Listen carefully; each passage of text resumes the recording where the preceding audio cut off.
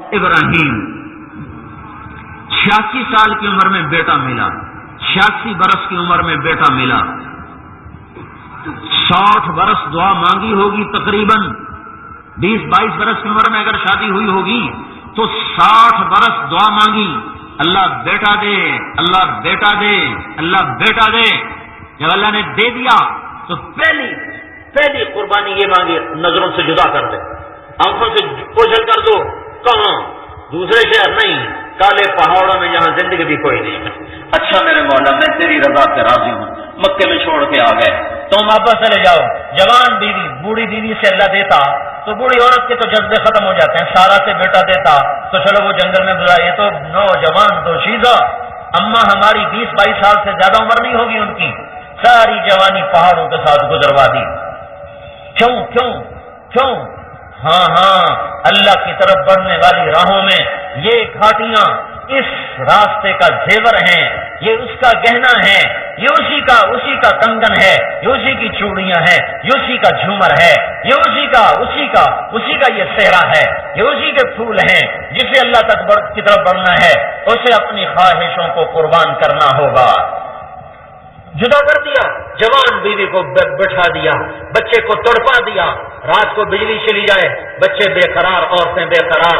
یہ اپنی اماں کو تو دیکھو، ہماری ماں ہے ہاجرہ، ساری امت کی ماں ہے، اپنی ماں کو تو دیکھو، ذرا 5000 سال پیچھے دیکھنے کی کوشش کرو، جہاں مکے کے کالے پہاڑ ہیں اور کالی رات ہے اور کالے پتھر ہیں اور کالا اندھیرا ہے، اور ایک تنہا ماں اپنے معصوم بچے کو گود میں لے کے بیٹھی ہوئی ہے، اوپر چاند بھی جھک جھک کے پریشان ہو کے دیکھ رہا ہے، یہ مائی کہاں سے آ گئی، کیوں آ گئی؟ ستارے حیران پریشان ہیں، مکے کے پہاڑ پگھل رہے ہیں، یہ کیا ہو رہا ہے؟ اس خاتون کو یہاں بٹھانے کی ضرورت کیا ہے؟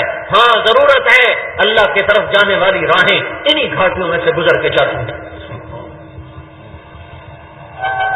میں گھر بیٹھ کے تقریریں کرتا، کیوں میرے لیے آسانی تھی، لوگوں کو تاریخیں دیتا جاتا، پھر گھر آ جاتا، پھر گھر آ جاتا۔ نہیں، اللہ نے یہ بات سمجھا دی ہے، یہ اللہ کے تعلق گھر بیٹھے ملنے کے سودے نہیں ہیں۔ 6 برس کی جدائیاں، ہائے اماں ہاجرہ پہ میں کبھی کبھی بہت مجھے رونا آتا ہے۔ اس دفعہ میں صحیح میں دوڑ رہا تھا اور ایسے ان کی یاد میں آنسو گر رہے تھے۔ واہ میرے مولا، یہاں تو نے ہماری ماں کو دوڑایا، بچہ تڑپ رہا ہے، بے قرار ہے اور ماں سے دیکھا نہیں جا رہا اس کا مرنا۔ ان کا چلو دور ہو جاؤں، مرے تو میری آنکھوں کے سامنے تو نہ مرے۔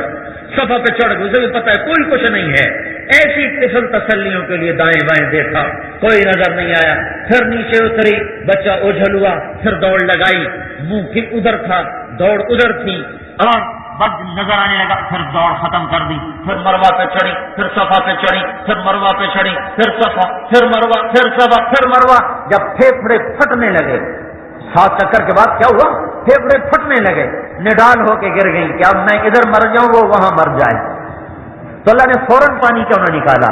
یہ 7 چکر لگوائے، اسماعیل کی ایڑیاں رگڑوائیں، اس کو بلوایا، رلایا، اسے رلایا، اسے بھگایا، دونوں کو تڑپایا، پھر جا کے زمزم کا پانی نکالا۔ سوچو تو صحیح یہ کیا کہانی ہے؟ وہ جی گھر بیٹھے اللہ نہیں ملتا، تسی ایویں بستر چک کٹور پہنتے ہو، اللہ کا فضل ہے ہم اتنے بے وقوف نہیں ہیں کہ ہم ایسے ہی بستر چک کٹور پڑیں، ہم ایسے دیوانے نہیں ہیں کہ ہم ایسے ہی بد بستر اٹھا کے بھاگ پڑیں۔ دیوانہ وہ ہے جو گھر بیٹھے اللہ کو سمجھتا ہے مجھے مل جائے گا، وہ دیوانہ ہے، یہ یوں ملنے کا سودا نہیں ہے۔ بسیار سفر باید تا پختہ شود خامے۔ لو بھائی ایک اور کہانی سنو۔ بچہ 6، 7، 8 برس کا ہو گیا، وہاں سے باپ بغل میں چھری لے کے آ رہا ہے، ذبح کرنے جا رہا ہے، جاؤ اسماعیل کو ذبح کرو۔ واہ اچھا میرے مولا تیرا ہی تو دیا ہوا تھا، جاتا ہوں کرتا ہوں ذبح۔ لے کے چلے مینا کو آ رہے، چھری چھپائے ہوئے، شیطان سامنے آیا، اسماعیل کو یوں کیا، انہوں نے ابا کو بتایا، انہوں نے 7 کنکر مارے، وہ دھنس گیا، پھر آگے چلے، پھر نکلا، پھر یوں کیا، انہوں نے ابا کو بتایا، پھر 7 کنکر، پھر 7 کنکر، پھر بڑے شیطان کے دائیں طرف کھڑے ہو گئے۔ باپ بیٹے کے مکالمے کو مینا کے پہاڑ بھی کان لگا کے سننے لگے کہ باپ خلیل اللہ اپنے بیٹے اسماعیل کو 92 برس کی یا 94 برس کی عمر میں کہہ رہا ہے بیٹا مجھے حکم ہوگا تجھے ذبح کروں، تیری کیا رائے ہے؟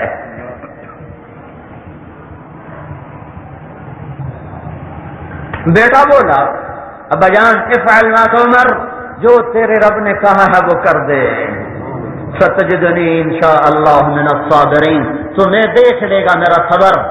اور پھر کہا ابا جان اس میں کیا بات ہے گھبرانی، اگر میں مر گیا تو مجھے اللہ مل جائے گا، اللہ آپ سے زیادہ بہتر ہے، مجھے جنت مل جائے گی، جنت دنیا سے زیادہ بہتر ہے۔ پھر کیا کیا؟ معصوم بیٹے نے ہے زمین آسمان کے بھی آنسو چھلک پڑے، اپنا کرتا اتارا اور اپنے ابا کو دیکھا، ابا جان یہ میرا کرتا میری ماں کو دے دیں، وہ اس کو دیکھ دیکھ کر مجھے یاد کر لیا کرے گی، مجھے اپنے کرتے میں کفن دے دینا، میرا کفن اپنا کرتا بنا دینا، میرا کرتا میری ماں کو دے دینا، اور میرے ہاتھ پاؤں باندھ دو کہ تمہیں میرے ہاتھ پاؤں کی رگڑ سے تکلیف نہ ہو، مجھے تلہ للجبین، مجھے ماتھے کے بل لٹاؤ اور نیچے سے چھری چلاؤ تاکہ نظروں سے نظریں چار نہ ہوں۔ باپ 92 برس کے بڑھاپے میں معصوم تو پرائے بھی دل کو لگتے ہیں، جس کو 66 برس دعائیں مانگی ہوں اس کے ہاتھ باندھ رہا ہے، اس کے پاؤں باندھ رہا ہے،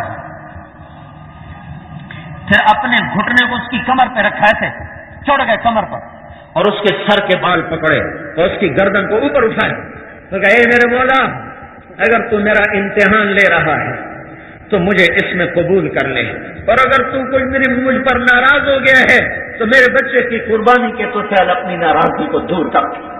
ابراہیم کی اس پکار نے آسمان کے فرشتے بھی چیخ پڑے، رونے لگے، آسمان کے فرشتوں نے چیخ و پکار، اور بوڑھے باپ نے کمر پہ گھٹنے رکھ بالوں کو کھینچ کر چھری چلا دی۔ یہ اس سے پہلے کہانی کیوں نہ ختم کی؟ چھری چلوانے کے بعد کیوں کہا فلما اسلما وتلہ للجبین ونادیناہ ان یا ابراہیم قد صدقت الرؤیا انا کذلک نجزی المحسنین۔ جاؤ مینا کی وادی سے پوچھو یہاں کیا ہوا تھا۔ میرے بھائیو اپنے اللہ کو اپنا بنا لو، وہ تو پہلے ہی اپنائیت کا اظہار کر چکا ہے، اس کے بننے کے لیے ادھر سے دیر نہیں مجھ سے دیر ہے، میں دیر کر رہا ہوں، اس نے تو در بھی کھول دیے، بائیں کھول دی، راستے کی رکاوٹیں ہٹا دی، رابر بھیجا، ہادی بھیجا، محمد الرسول اللہ صلی اللہ علیہ وسلم کی شکل میں ہادی کامل، رہبر کامل، نبی کامل، رسول کامل، اخلاق کامل، علم کامل، شرافت کامل، حسن کامل، جمال کامل، نسب کامل، ہر چیز میں کہاں سے لفظ لاؤں آپ کی شان کو بیان کرنے کے لیے کہ میرے پاس کامل کے سوا لفظ کوئی نہیں، اور لفظ کامل بھی میرے نبی کے کمال کو بتانے سے عاجز ہے۔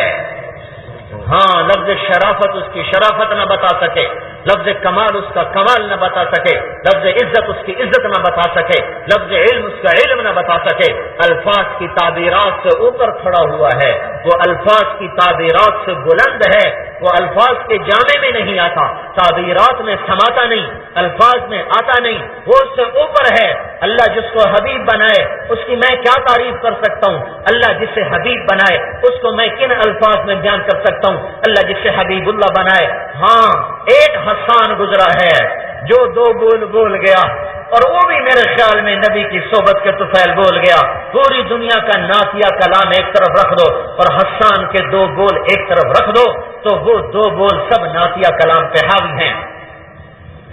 اور میرے منہ پہ آ جاتی بات، مجھے کہتے بھی ہمارے ساتھی نہ کہا کرو تو میں رہ نہیں سکتا، منہ پہ آ جاتی ہے۔